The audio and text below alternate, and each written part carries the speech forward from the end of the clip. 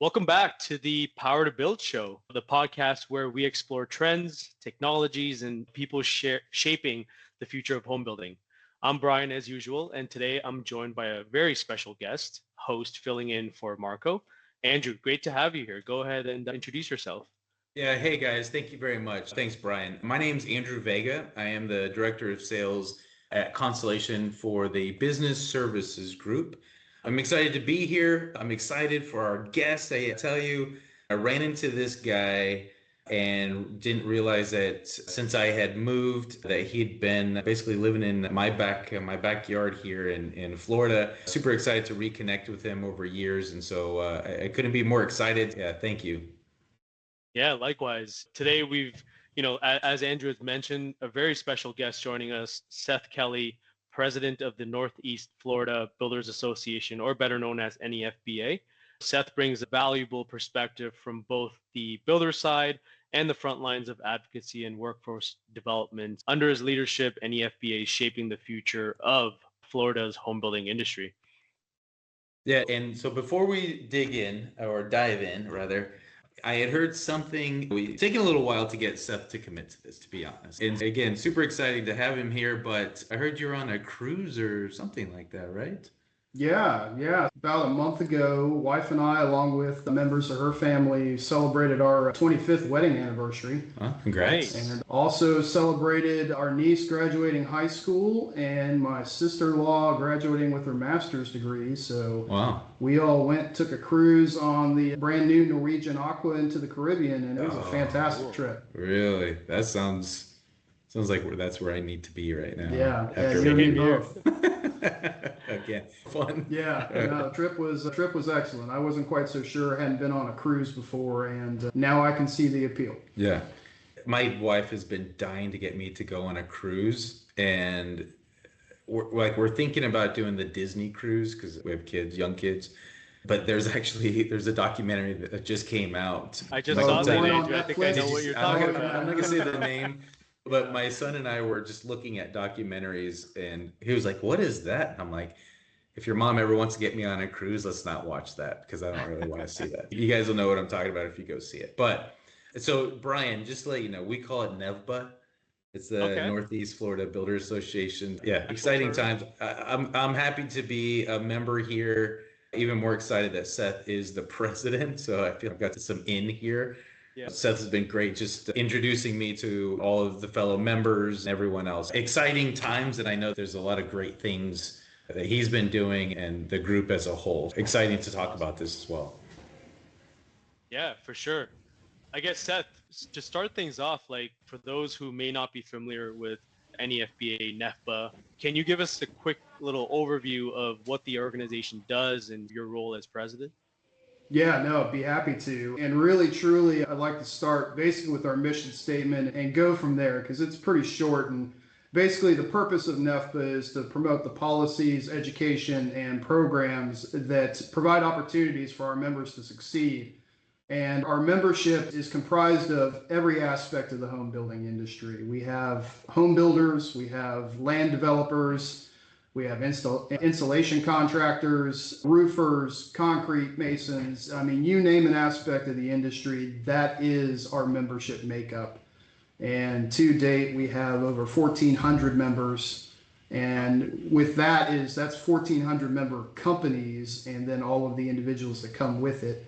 And we currently cover an area that is the northeast corner of Florida. We stretch over into just on the outside of the Jacksonville metro area in Baker County, up to the state line with Georgia, and down as far south as the other end of St. Johns County. Most folks would know the St. Augustine area. That's where that is. So we cover 5 counties directly and a couple others that are just in the area.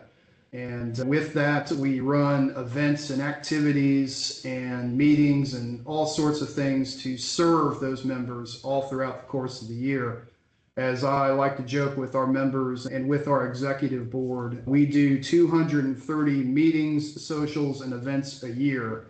Wow. And we do that with a professional staff, core staff of about a dozen people. And so we stay pretty busy, but we are here to support our members and introducing them to each other. We're here to support our members and being the advocates with both state and federal and local governments, and really truly help our members succeed in their business. So it keeps us busy. My role as president, really truly, it's a 4-year commitment for one thing. You are president for 1 year, and then you're spending the first couple of years and your last year learning the ropes, meeting the members, and then helping guide the future leaders. As that, I serve on the executive board. I represent the association to the public at large.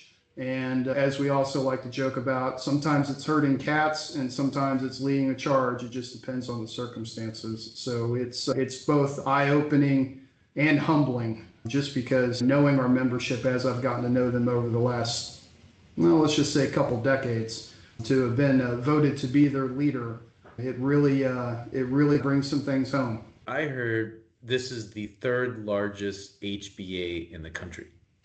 I wish we could say that we were the 3rd, but we are the 4th. Oh, the 4th. Okay, the 4th. Because there's some. I mean, you've got Houston. I think has a large HBA. They do. I can't think of it. I'm sure Dallas is probably up there or somewhere in California. But that's impressive. Just with, if you think about just the territory of Jacksonville, right? We're in the northeast corner of Florida. The population out here is under 1 million. I think the last I saw when we were moving out here was like a little under 1 million in Jacksonville proper. And to have that many members have that type of participation and all of that, it just says something about the commitment that we have to this industry out here. It's pretty exciting. There's other larger cities in Florida, right? You take like Miami, you take Orlando, Tampa. Those are large cities.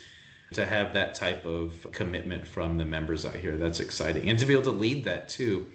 Yeah, I mean, you touched something that I've been incredibly proud of. Yeah, we're the 4th largest in the country, and not to bore you guys or any potential listeners with the details of it, but so NEFBA is a part of the Florida Homebuilding Association. And the Florida Homebuilding Association is part of the National Association of Home Builders. So essentially there is a federation, as we call it.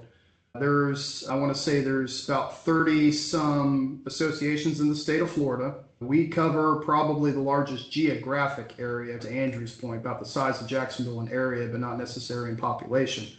So we are the largest in the state, and we're 4th largest in the nation. And Houston, I want to say it's either Charlotte or Raleigh, Kansas City. Oh. And then we trade places with Atlanta. Sometimes they're number 4, sometimes we are number 4. And the federation's incredibly powerful because across the country there's 530 local associations, as they call it. So, wow, that's amazing. All focused on the same thing. Yeah, you're talking about having that large of a member base and stuff like that. So I'm sure there's a lot of feedback and you've been in home building for a long time. You've seen this roller coaster of love, that I like to call it. It's just a roller coaster of love of the ups, the downs, the policy changes, the market changes, the everything that we've seen. And that's probably what holds us into this industry is just writing out some of the excitement there and knowing that it's going to come back. Seems like it's every 10 years, but something like that. Northeast Florida, we've seen a lot of change over the last few years. What do you think of the current landscape right now? And considering what you do when you're not at NEFBA, where do you see this heading currently and what you see for the future of just specifically maybe Northeast Florida, since you're more familiar with it? Yeah, no, some of these aren't original thoughts of mine, but they're good ones, so I'm going to borrow them. Is that Jacksonville is really poised to be not only one of the best places in the state and if not the nation to live and work, but we've got so much good going for us. So within Jacksonville, at any given moment, you're 30 minutes from the beach at worst. And we've got a number of gorgeous beaches on the Atlantic coast. You've got the springs and the rivers that cut through our area. So if you're not necessarily an ocean beach person, you can be a river beach person, if such a thing exists. We've got a little thing that we both love and hate at times with the NFL Jacksonville Jaguars. For us to be a secondary market, as much as it pains me to say that phrase, but for us to have a full-blown franchise with history, 30 seasons now already. Oh, really? Oh, it's crazy. Oh, wow. We were celebrating an anniversary, I think just last year, year before. And I'm like, they have been around that long. And we've also got some fantastic AAA minor league baseball, the Jacksonville Jumbo Shrimp. I've not heard nice that. name.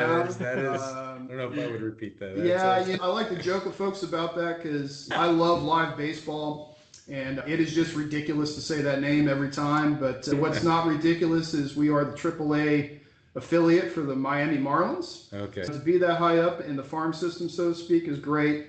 And then the other piece of it about Northeast Florida that is really a gem is even though our downtown isn't as vibrant as it could be, it's getting there.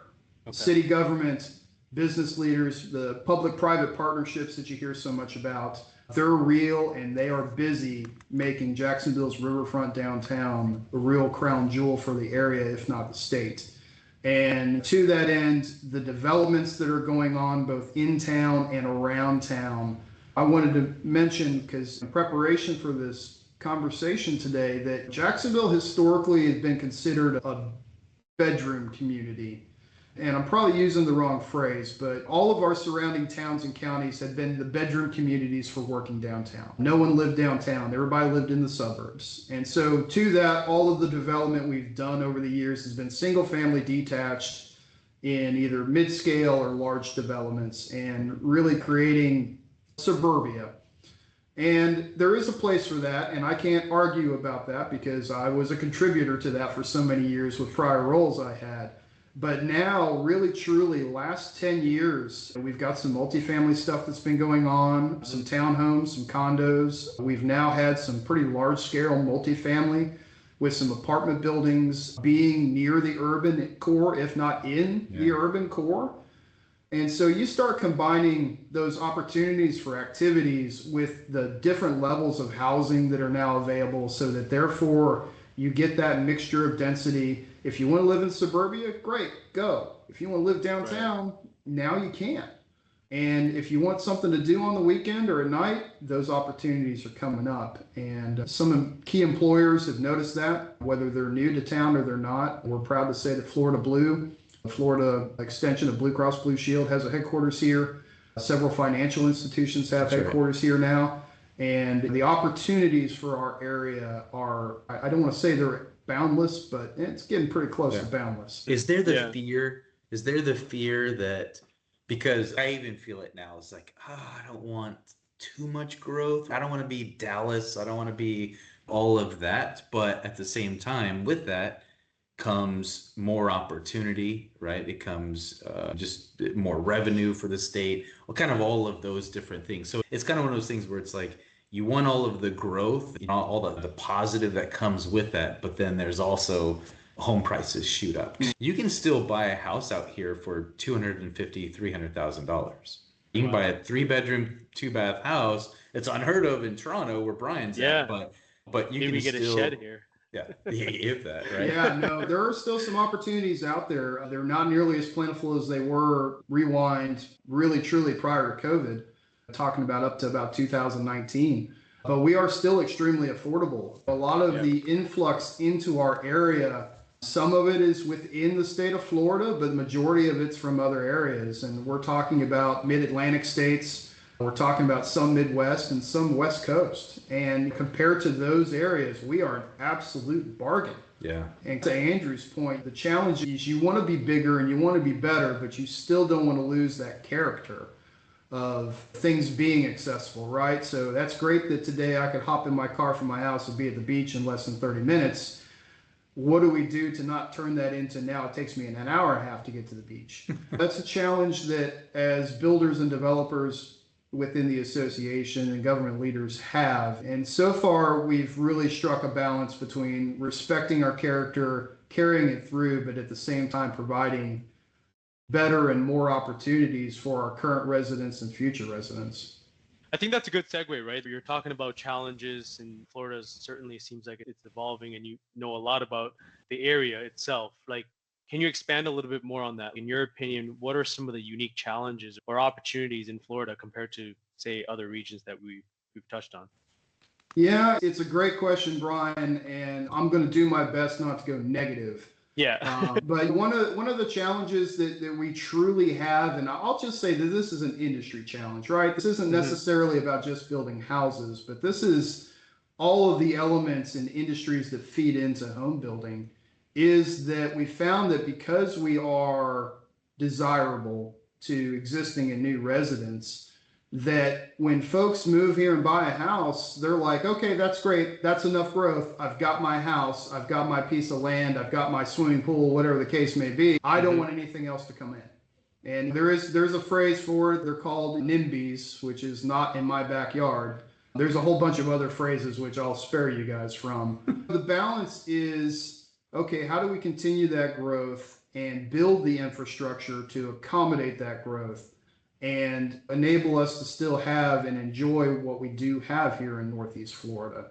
And the other side, and the unique challenge we have because it is Florida, is, okay, how do we keep the train going but realize that we don't want to take away too much wetland area? We don't want to impact the beaches.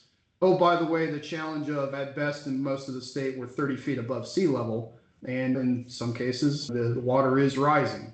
To that end, it's a matter of balancing all of those things. And thankfully, there's people smarter than me that help make those things happen.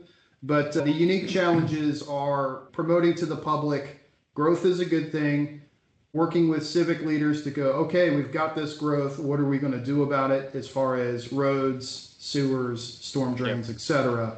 And being able to continue having those dialogues and work with each other, because really, truly, the biggest challenge that we face, which ultimately impacts people who want to live here, is if we can't talk about it and work through these challenges and you just say, nope, no more building, not only are you limiting those opportunities for growth and for people to come into the market, you're effectively affecting so many small business and large business owners that the economic growth comes to a standstill too. So it's really, at all of it, it's striking that balance and having those conversations. Yeah. So one of NEFBA's standout initiatives, and you and I were talking about this just a little bit earlier, is the commitment to workforce development. And so talk a little bit more about apprenticeship programs, skilled labor shortages, and having that type of growth from most kids, right? You get out of high school and you're like, all right, the thought is let's go into a 4-year degree, a college, and focus on, I want to be a doctor, I want to be an attorney or whatever, right? And it's, for some reason, we've just really lost that push for electricians and plumbers and drywall guys and everyone else that really is really truly the backbone of skilled labor out there. If you're an electrician, you're not necessarily just focused on home building. These are great, they're great paying jobs. These are careers that whether you're an owner or if you're actually in the field doing it, the money is there. And so what are you guys doing to promote those careers is really what I think. I appreciate the question. So we have an apprenticeship program that is now 50 years strong. And it is industry sponsored and industry led, along with some nonprofit and local and state and some national support. And essentially what it is, 51 years ago now, the leaders of the Northeast Florida Builders Association at that point realized that, hey, listen, vocational educational programs in the high schools were going away. There was a trend in the country that you got to go to college. If you want a job, you've got to go to college. And it somewhat put a stigma on the trades as a career. And for better or worse, that's what we had. So the leaders at that point developed the apprenticeship program, which essentially it's a 4-year program. It has 4 disciplines. You have carpentry, HVAC, plumbing, and electric. And that program has changed a little bit over time. At one point, we had a sheet metal program. At one point, we had a masonry program. And so that program has adapted to the needs of the businesses and the industry overall over its history. 4-year program. To be in the program, you actually get employed. And so the apprentices work during the day and go to class at night. and they are sponsored in the program by the employers. So it's one of those opportunities, and hindsight being what it was, I wish I'd done the same thing, because to actually be getting that on-the-job training, getting paid to get that on-the-job training, and then have someone else to pay for your education. Yeah, that's huge. And it is amazingly successful. We have industry veterans teaching the courses. So master electricians, master plumbers, very experienced carpenters. It is great to see that. It is administrated, meaning we have a small core professional staff here at NEFBA, which I love to brag about. Most of them are former teachers and administrators. And they drive a passion into the apprentices and the instructors that is second to none. And the beauty of it is, okay, so those graduates from the program have a job, graduate from the program with a certificate that is recognized, debt-free, and in most cases, they have a job that pays upwards of $65,000 a year to start. Yeah. That program has grown exponentially the last several years, and part of it is that stigma about not having a degree has gone away. And we've been able to have programs to where we outreach to middle schoolers and high schoolers with a variety of things. We do some exhibitions where we do a nail driving contest. We do other things where we participate and sponsor STEM programs, because obviously in the trades, there's some grunt work, but you also have to have some common sense behind it. And we've found that with that outreach and basically showing not only the students, but also the administrators and guidance counselors that, hey, listen, if college isn't for you, or maybe it's not right now, here's an opportunity to make a living, learn something, put it to use, and do well. And as part of that, there's an ongoing need for that. Andrew, you commented that there hasn't been a lot of influx into the industry, really the trades. The average ages, and I may be misquoting, but I'll get the point across. The typical age for a carpenter is mid-50s for an experienced carpenter. Wow. The same with the trades. I saw a statistic a little while back that the average age of a master plumber was late 50s, early 60s. Wow. And so picture this, right? Yeah. The reason it costs so much to get a plumber to come and unclog your kitchen sink is because there's not that many of them. And the ones that are there are retiring. So I'm about to hit 50, and I'll tell you, that's probably another reason is I just don't want to get up and go unclog my drains. There's that to be said too if you're getting into your 50s. Yeah. You make a lot of great points, Seth. And from my experience just out of school, I think it's that the big thing is that stigma, right? Everybody wants to get that degree, to Andrew's point, and these great jobs are out there that truly you can make a lot of money from. These programs sounds great, and obviously there's a huge benefit to builders around us. So I guess question to you, Seth, like how are builders responding to these programs? Are you seeing more collaboration between sort of the private sector and the trade schools and the local governments? Yeah, there's been so much focus on it, right? Because dealing with the difficulties of the Great Recession, and then further dealing with the difficulties of the COVID pandemic that we went through, those really brought this to the forefront. Not everybody can be an IT professional. Not everybody can be coding, programming, and so on and so forth. And that's not to take away from those industries or those white collar jobs. But the reception in the industry is very positive, especially on the trade side of it, right? Home builders, we're members of the association, and we support the association and its endeavors, including the apprenticeship program. Fortunately or unfortunately, we're not a direct link. But because we employ those electricians, those carpenters, those mechanical HVAC people, there is that benefit and clear need for those services, so that therefore we can keep doing what we're doing, and as best as we all can, keep it affordable. Because really, truly, that is a direct link to housing affordability. That if I have to pay twice as much as I pay today, tomorrow, for an electrician to come wire a house, yes, I will pay that cost, but the customer is ultimately the one that's going to pay that cost. Yeah. To that end, the program's incredibly well received by the trades. That's why we have so many members that do have apprentices in the program, that do sponsor the program. And the builders ultimately benefit because there are more folks that have those skills. And so NEFBA plays this big role in advocacy, like what we're just talking about. So from your point of view, I'm going to expand on this just a little bit based on what's going on right now with immigration. What are some of the biggest policy, regulatory topics builders are talking about, paying attention to right now? But to add on to it, and this isn't a political podcast, it does play into where we've seen a shift in some of the policies, whether it's the trade percentages, the taxes, if it's immigration, stuff like that. I've recently just had my house remodeled, and there were crews that were pulled off quickly. And so stuff like that. These are policies, these are things that do affect home building. Obviously, it affects a lot of other things too. But so just give your broad stroke type of feedback on some of those things. Maybe immigration isn't something, but there's a lot of other regulatory topics and stuff like that. So.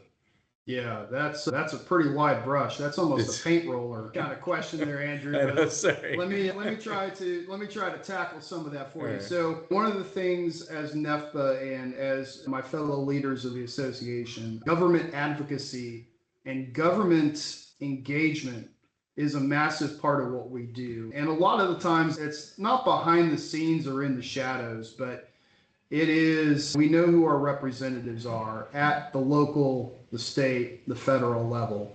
We make an effort to visit with them and engage with them, mainly to let them know that, hey, listen, we know that you know what you do. We know what we do. If we can help you, if you need to know what we do, call us. And I couldn't repeat that again if I had to. But essentially, we're here as a resource. And if you've got anything impacting the industry, we'd love to be in the conversation. We're not always going to agree on things. We'd rather you not be legislating something that affects development or home building with at least not knowing what development home building does for the economy and the method to get there. So with that, this past last month, we went to Washington, D.C. and visited with our representatives along with 1,000 other members from the Federation. Months prior, we went to Tallahassee and did the same thing. And a couple of things legislative-wise that we were talking about with those folks is there's funding available through Job Corps. And Job Corps has been on the administration's hit list, and not necessarily for the right reasons or the wrong reasons. Job Corps has been a beneficial program, but it's been the opinion of the home building associations that it's not been well run. And one of the things we were talking with the legislators about is, hey, listen, if you could take a portion of the funding, continue the program, reform the program, but give that portion of funding to programs that have a high success rate with low overhead, like the NEFBA apprenticeship program, those kind of things could have a direct impact. And so in some of that advocacy, it's, hey, there's been funding, there's been programs, can we help get some help to do more than we are today? That's been an initiative on the immigration front, and this isn't necessarily the opinion of the Northeast Florida Builders Association, but I think several of our members would agree with us. Some of the things that are taking place are necessary. If we have folks in the country illegally, that they're not paying taxes, that they're not supporting the programs that they may or may not be benefiting from, that's a problem. The challenge we have and where our members get defensive is exactly the scenario you were talking about, Andrew, that folks that they're in the country legally, whether it's a green card or naturalized or a work visa, being scared to be on a job site because they might get swept up in a raid. And those employers, that's cost them a day, 2 days, 3 days worth of productivity. And so there's got to be some kind of middle ground in the situation to where if someone's here, they're legit to be here, let them earn their wages, let the work get done. And it's something that we've had some sidebar conversations with some of our representatives about that, listen, some of what's going on, it's probably necessary, but here's what's happening because of the way it's being done. And the thing is, even though we've made great inroads with the promotion of the trades as career opportunities, good paying career opportunities, we still have a lack of younger folks coming into the industry overall. And that's just the nature of the U.S. folks and families aren't having as many kids as they used to. That's true. Yeah. And if there was a way to make that legal immigration, I don't want to say make it easier, but maybe make it more accessible, would help a lot of things, right? Yeah. The affordability to get things done, the ability to hire to get things done. There's always room for improvement. And we support what's going on to a point, but then we hope that calmer heads can prevail and go, okay, hey, listen, we've hit this, we've hit the topic, now let's pay attention to some of the outfall from it. Yeah. And that's why, as an association, both at the local and the state and the federal level, we're engaged with the government because it affects our businesses, it affects our members, it affects our ability to get things done. And there's nothing worse that we could do than put our head in the sand and hope for the best. Have you met Yeah. DeSantis? I have not met the governor, Okay. but I have met Senator Scott, Oh, okay. Senator Okay. Moody, Okay. Congressman Rutherford. I have met several of the individuals and I always appreciate their time. It's one of the things we noticed when we visited DC. We weren't the only group in town, Yeah. and we were grateful that our representatives and our senators would take time to meet with us and their schedules. We were talking with Representative Aaron Bean out of Nassau County, and he was telling us that day he had 20 meetings with constituents on top of his committee Wow. assignments and so forth. And so it gives you an all new appreciation to, okay, you guys have got a lot going on. The fact that they would take 15 minutes to Yeah. talk to the Home Builders Association. Okay, we're going to make the most of this time and make sure to talk about our issues instead of just talking about the weather. That's good. Yeah. That's good. 20 meetings. That's after 2. I need a day off the next day, so I can only imagine after 20. Really appreciate those insights, Seth. Like, looking ahead, right, as we look towards 2026, it's crazy that we're already in July here. What's your outlook for the Florida housing market? Do you see any emerging trends or risks that builders should be preparing for? If you look just at the last several months worth of statistics, and that's something else we pay a lot of attention to around here at NEFBA, is that permit numbers are down. So permits aren't the only indicator of market health, but they are one of the few verifiable facts we've got. And so if builders and contractors are pulling less permits, that means there's going to be less jobs possibly going in the ground. There's been a lot of headwinds. Some of them are pretty well known, some of them aren't as well known. And so really, truly, the last few years have been good to home building. They've been challenging. They continue to be challenging. And really, the biggest thing that we've got going on now, and all you have to do is go to look to buy a house or an apartment or a condo right now. There are opportunities to buy one for less, but at the end of the day, the Right. materials aren't getting less expensive. The land to build the houses and projects on aren't less expensive. The labor to put all that together is not getting less expensive. One of the areas is the cost of lending, the cost of borrowing money has not gotten less expensive. And so really, truly, if consumers and potential homeowners out there are seeing bargains, those bargains are really at the sake of someone's livelihood. And not to say that I'm Chicken Little today, the sky's not falling, but those headwinds are real. And with the uncertainty, whether it is with supply chain, whether it's with tariffs and governmental action, it creates uncertainty in our industry. So then we get more conservative as an industry. And when we get conservative as an industry, we build less houses. We take less risk. And so really, truly, one of the things that I'm hoping for in the future is that there is an opportunity for the supply chain to stabilize, the tariff conversations to maybe fade into the sunset somewhat, and then giving us the ability to get opportunities to do things for less, so therefore we can charge less for them without the sake of the builder or the trade's livelihood in the process. That's one category that's near and dear to my heart as a construction purchasing professional on my other day job outside of NEFBA. And then aside from that, two other things that are going to impact Florida's home building future really truly is the improvement of developments. We had joked a little bit about NIMBY before. NIMBY's a real thing. And if there is smart development to be had, but yet people don't want to see it anyway, that drives up land costs, that drives down opportunities for that growth. And then don't even get me started about insurance costs. DeSantis is actually getting rid of our property taxes. Did you see that?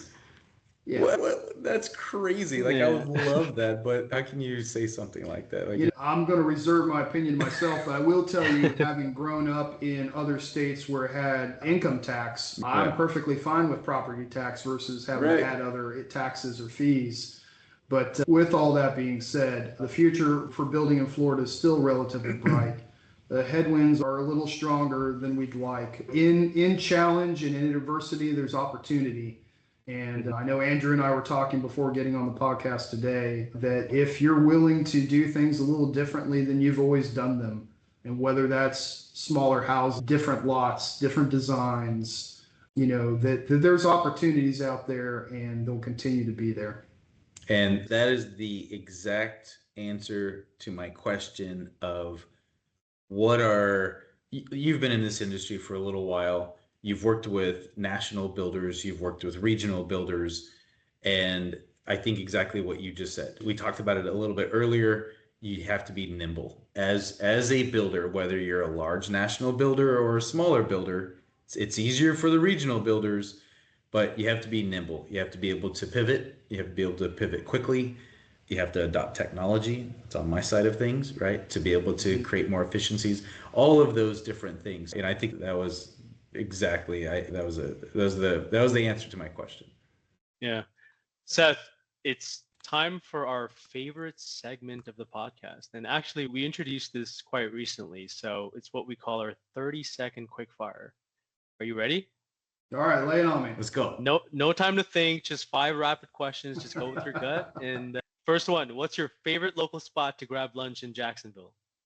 One of my favorite spots is Mojo Barbecue. Mojo Barbecue has a variety of locations now, but their original one at University and San Jose Road is the first one that they put in the market, and it's still one of my favorites to this day.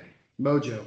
The name itself makes me want to be there right now. Hold on. Do I get to participate in this too? Yeah, you can get the last 3, Andrew. You can get the last 3. Okay, Most memorable project you've ever worked on. I like One Night Taco Stand, by the way. I know they are good. It's been around. Okay, go. Sorry. Most memorable project you've ever worked on.